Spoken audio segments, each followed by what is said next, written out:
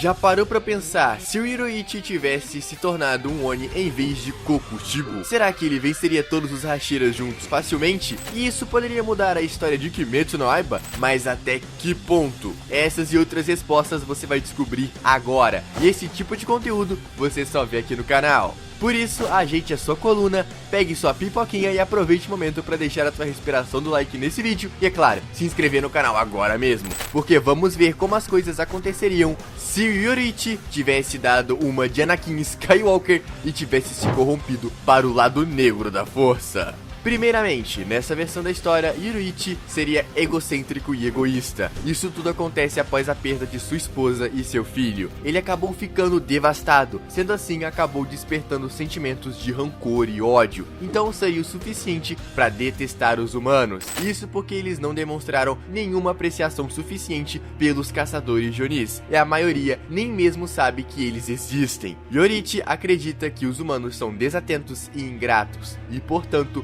não merecem ser salvos. O que será que ele deve ter pensado quando perdeu a sua falecida esposa e o seu filho? O que sabemos é que o que ele pensou mudaria tudo daqui pra frente. Ele também buscaria ficar cada vez mais forte, o que eventualmente o levaria a enfrentar Muzan, assim como na história original. O encontro entre Hiroichi e Muzan foi algo que marcou o Lorde Demônio para sempre, e nesta versão não é diferente. Hiroichi lutaria contra Muzan e eventualmente o derrotaria com a sua 13ª forma.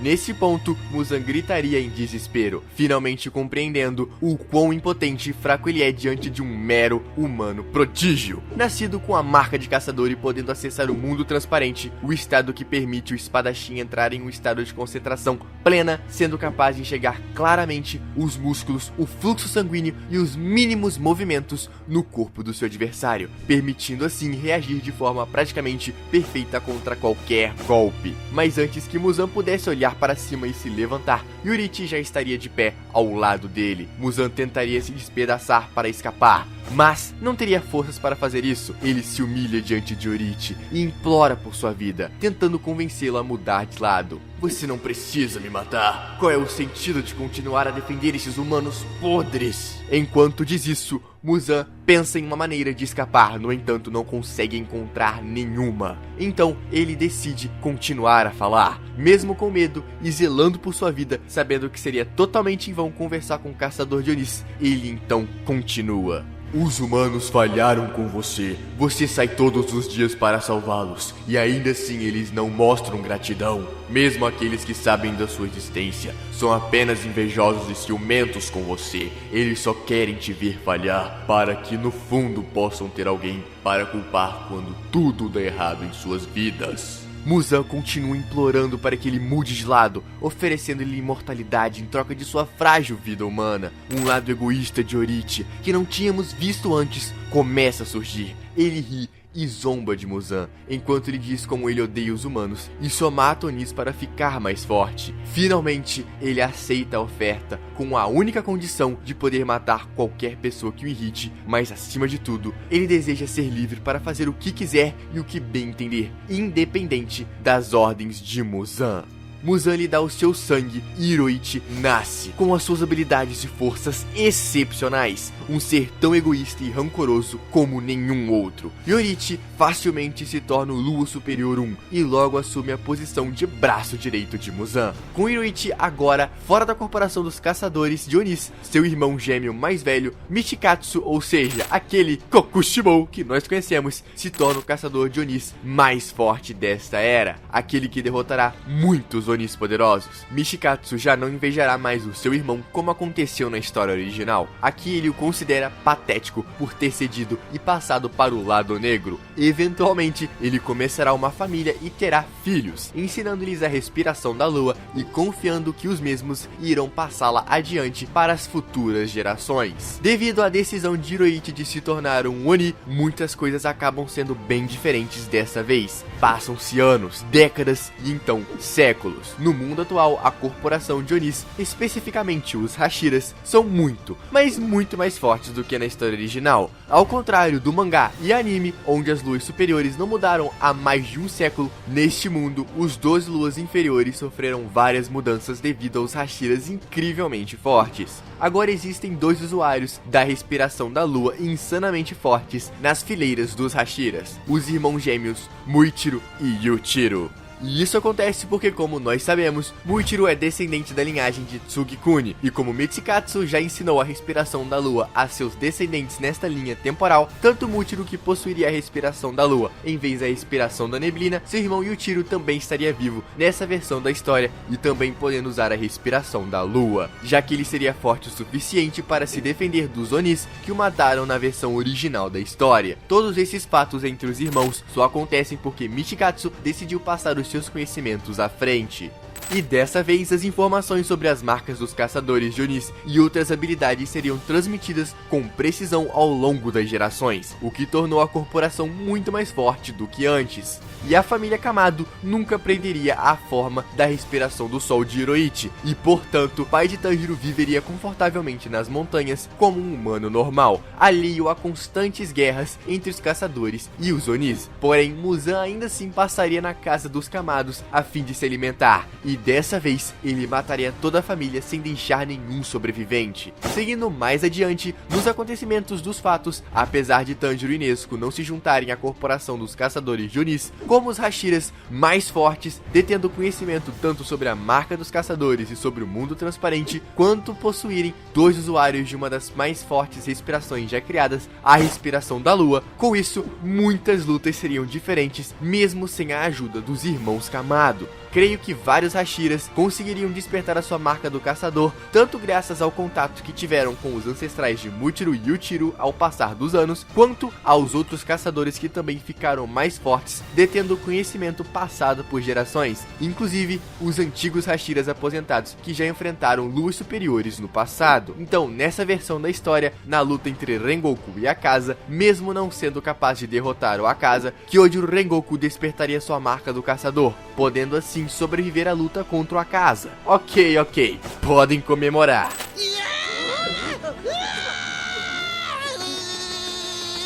Mais sorte na próxima vez, amigão. Mas será que lá na frente eles ainda se enfrentariam? E quem se sairia vitorioso? Continua assistindo que você vai descobrir. Mas antes, é claro, deixa o seu like porque isso me ajuda muito, porque se tu chegou até aqui, eu sei que tu tá curtindo o vídeo. No arco do Distrito do Entretenimento, possivelmente o Uzui sequestraria uma das meninas da Shinobu. Coitadinha delas. Mas espera, uma? Sim, porque Inosuke e Zenitsu iriam junto com ele. Achou que eu tava esquecendo deles? Jamais! Assim como Rengoku, Uzui na luta contra Daki e Gyutaro também conseguiria despertar a marca do caçador. Isso porque ele teve o contato com Kyojuro, que voltou da missão do trem totalmente vivo. E não só, como os Hashiras também estariam mais fortes, mas os outros aprendizes também. Sendo assim, Inosuke e Zenitsu também estariam muito mais fortes. E por causa desse fator de força aumentar, Uzui com a marca do caçador com certeza seria capaz de lidar com Gyutaro sozinho durante a batalha, enquanto Inosuke e Zenitsu cuidariam da Daki. Mas infelizmente, Uzui morreria nessa batalha devido ao veneno do Gyutaro, pois quem o curou da última vez teria sido a Nezuko, que nessa linha foi de arrasta pra cima. Mas e quanto ao Inosuke? Nessa linha temporal, ele não precisaria se preocupar com Gyutaro. Afinal de contas, o Uzui está conseguindo bater de frente com ele, agora com a marca do caçador, o deixando muito ocupado e por fim vencendo a luta. Mas a que preço? Mais à frente, na Vila dos Ferreiros, ambos os irmãos, Muichiro e Yuichiro, teriam dado conta facilmente do Lua Superior 5, podendo ajudar Genya e Mitsuri na batalha contra o Lua Superior 4, saindo todos vitoriosos de mais uma batalha. Em determinado ponto, obviamente, Muzan viu o quão fortes os Hashiras se tornaram e como seus Onis ficaram fracos em comparação. No entanto, ele não se incomoda com isso, pois ele tem um as na manga, o Lua Superior 1, Yoriichi. E durante anos ele nunca havia se mostrado, aparecendo apenas algumas vezes, desde que ele se tornou um Oni. No entanto, sempre que ele aparece, ele mata todos os caçadores de Onis e Hashiras ao seu redor. Ninguém jamais sobreviveu a um único encontro sequer com ele, e portanto, sem ninguém para voltar vivo e divulgar informações de que existe um Lua Superior com poderes incomparáveis vivo, andando livremente por aí e sob o domínio de Muzan, a corporação de Onis está completamente inconsciente de sua existência e perigos que ele apresenta. Tanto Yoriichi quanto os Hashiras se tornam cada vez mais fortes a cada geração. Muzan percebe que não há mais sentido em esperar e, portanto, começa a preparar o seu ataque final contra a corporação dos caçadores de Onis, para acabar com todos eles em uma batalha final. Ele decide convocar todas as suas luas superiores, incluindo Yoriichi, ordenando-lhes que se preparem, pois a batalha final começará e será hoje à noite. Então, com todos reunidos, ele fala: "Chegou a hora, meus demônios. Esta noite finalmente destruiremos esses humanos patéticos e mostraremos a eles como é o verdadeiro poder." Muzan vai até a mansão onde fica o Buyashiki e o ataca de maneira inesperada, assim como ele fez no mangá, forçando Kagaya a fazer um alto sacrifício que dá a Tamayo a chance de envenená-lo. Gyomei chega primeiro e ele decapita a cabeça de Muzan. Enquanto a cabeça se regenera, os outros Hashiras chegam sabendo da morte de Kagaya. Muichiro fica visivelmente enfurecido e ele grita para Muzan: "Você morrerá por isso!"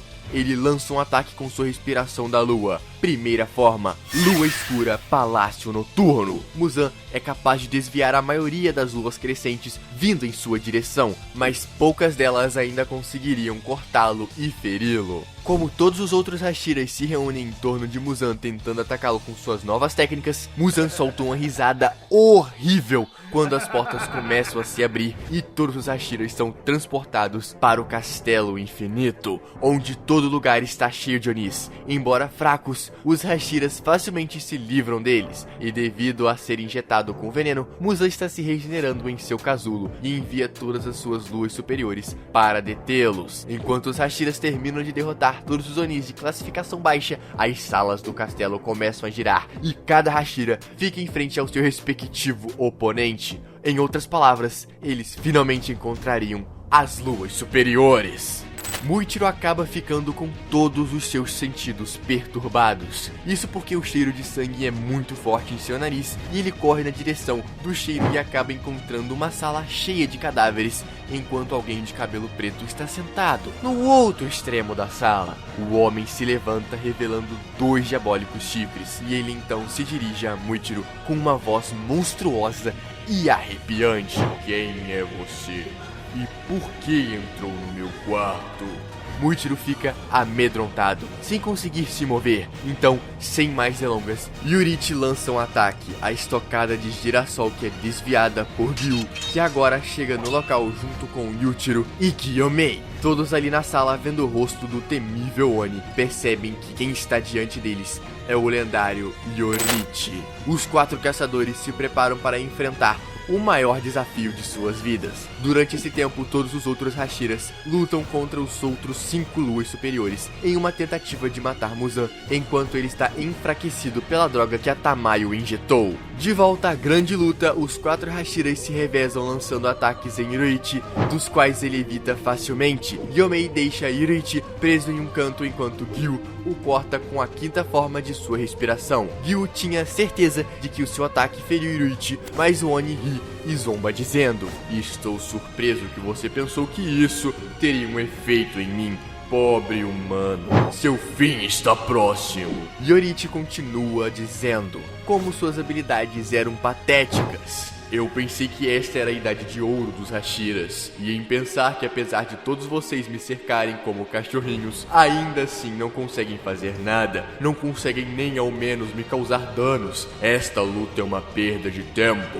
À medida que ele desdenha dos Hashiras, seu semblante muda, mostrando que ele quer terminar a luta o mais rápido possível. No entanto, ele fica sob ataques pesados de uma combinação da respiração lunar pelos gêmeos. que acabam sendo arremessados pelo mesmo através de um poderoso ataque, e os gêmeos atravessam a parede. Mas imediatamente Gyomei e o Hashira da Pedra seguem com a sua quarta forma de respiração, que rapidamente acaba ferindo Irichi, que pode ser visto com um sangramento em seu estômago. No entanto, para o horror dos caçadores, Ruichi rapidamente cura seus ferimentos em um instante, então ele decide arrancar o seu kimono que está vestindo e o usa para limpar o sangue em sua pele. Irichi afirma calmamente que aquilo não foi tão ruim, mas agora é sua vez de contra-atacar. Enquanto isso, em uma sala distante dali, se encontra Rengoku, encarando ninguém menos que Akaza. Ambos lutam quase de igual para igual. Akaza observa que Kyojiro ficou mais forte e aperfeiçoou suas habilidades, mas aquilo de nada adiantaria, visto que ele ainda não poderia derrotá-lo sozinho, quando chega Zenitsu para ajudá-lo. E naquele momento, no momento em que cada Hashira está enfrentando seu respectivo oponente, suas marcas são ativadas, fazendo assim com que eles encarem os dois superiores de igual para igual. Mas voltando para a sala onde está Yorichi, assim que os gêmeos voltam em cena, Yorichi libera chamas tão quentes quanto o sol. Usando o poder de sua respiração, uma grande barra circular ataca todos os 4 caçadores de uma vez. Yorichi e Muichiro foram capazes de reagir a tempo e desviar do ataque, enquanto Gyomei e Gyu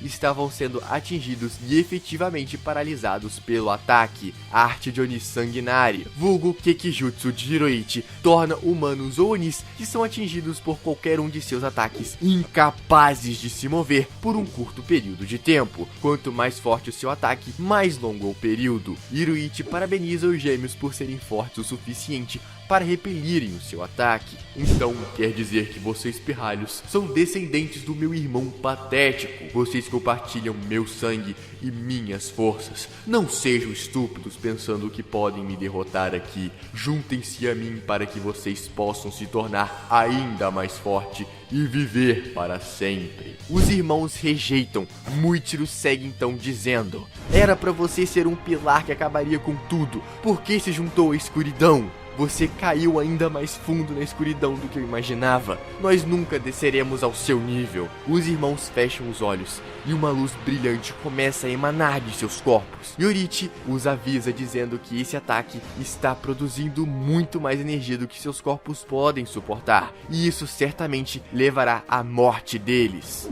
Yuichiro apenas responde: você está certo, certamente morreremos assim que realizarmos esse ataque, mas se isso for necessário para pará-lo, nós não nos importaremos. Yuichiro segue afirmando que o clã Tsugikuni sabia que nenhum indivíduo poderia superá-lo, então os membros do clã criaram um ataque duplo que deveria ser executado por 2 pessoas em uma combinação perfeita. No entanto, ao longo dos anos nunca houve 2 indivíduos fortes o suficiente para executá-lo corretamente. Todos que já tentaram morreram ou foram gravemente feridos pela energia do ataque, já que Muichiro e Yuichiro são os primeiros gêmeos nascidos do clã em mais de 500 anos, sabiam que esse momento chegaria e se prepararam muito para isso. Então eles afirmam: é aqui que você morre, Yuichi! No início, Yorichi ri, perguntando se eles realmente acham que podem derrotá-lo. No entanto, à medida que a energia produzida pelos irmãos se torna cada vez mais poderosa, Yorichi começa a mostrar sinais de preocupação. Ele fica surpreso ao ver que a força deles está aumentando muito além dos níveis que ele esperava. Ele pensa consigo mesmo que deve atacar os irmãos antes que eles desencadeiem esse ataque. Ele não está disposto a se arriscar para ser atingido por isso. Então, Yorichi corre em direção aos 2 irmãos para atacá-los, antes que eles se preparem totalmente, mas Gyu e Gyomei aparecem em seu caminho, determinados a mantê-lo longe dos irmãos. Yorichi rapidamente os ataca, cortando ambos os caçadores com sua espada. No entanto, Gyu e Gyomei se levantam novamente, ambos largam suas armas e correm em direção a Yorichi, agarrando-o com seus braços. Yorichi tenta se libertar, mas o seu aperto é muito forte. Ele grita com eles com todo o seu ódio, perguntando se eles são loucos, dizendo que se não fizerem isso, todos eles morrerão. Antes mesmo que Yorichi possa dizer qualquer outra coisa, os 2 irmãos Muichiro e Yuichiro terminam sua preparação. Gyu e Gyomei gritam para eles não hesitarem e atacarem enquanto eles ainda o seguram, mesmo sabendo que todos ali morrerão no processo. Os 2 choram agradecendo os companheiros por seu sacrifício e finalmente liberam o seu ataque. Respiração da lua. Forma final: eclipse solar. o ataque é lançado e tudo fica branco, com o castelo infinito sendo totalmente destruído. Conforme a poeira baixa, Gyomei e Gyu estão no chão. Muchiro e seu irmão também estão caídos no chão. Ambos, mal respirando, olham brevemente para o outro e sorriem agradecidos ao seu clã por confiarem a eles esta técnica. Eles esperam que os outros consigam derrotar Muzan sem eles, mas não muito longe deles, Yorite está se desentregando com o seu último suspiro. Murmurando, ele então diz as suas últimas palavras a si mesmo. Isso não era para acontecer. Como eu perdi? Como eu poderia perder para aqueles 4? O que eu errei? Será que eu poderia ter sido mais rápido? Ou eu os subestimei? Não. Eu errei em deixar os meus sentimentos tomarem conta de mim. Os sentimentos de raiva e tristeza, repulsa e egoísmo. Eu errei em aceitar o sangue de Muzan. Após a derrota de Yorite, os Hashiras restantes atacam o Muzan fraco e ferido que foi forçado a sair de seu casulo, que ainda estava fraco pelo veneno de Tamayo. Eles lutam com todas as suas últimas forças para segurá-lo até o amanhecer, e o Rei Oni finalmente é derrotado pelo Sol, pondo um fim à Era dos Onis. E assim termina a saga de Yorite, caso ele se tornasse um Oni. Então, se tu curtiu, deixa o teu like que me ajuda demais e não se esqueça de se inscrever no canal para se tornar um otaku de cultura e continuar acompanhando as próximas teorias que estão aí por vir. E tu já se perguntou o que aconteceria se a Nezuko fosse humana e o Tanjiro fosse Oni? Para descobrir isso, é só clicar aqui nesse vídeo que eu separei para você, porque eu tenho certeza que você vai se amarrar. Te vejo lá!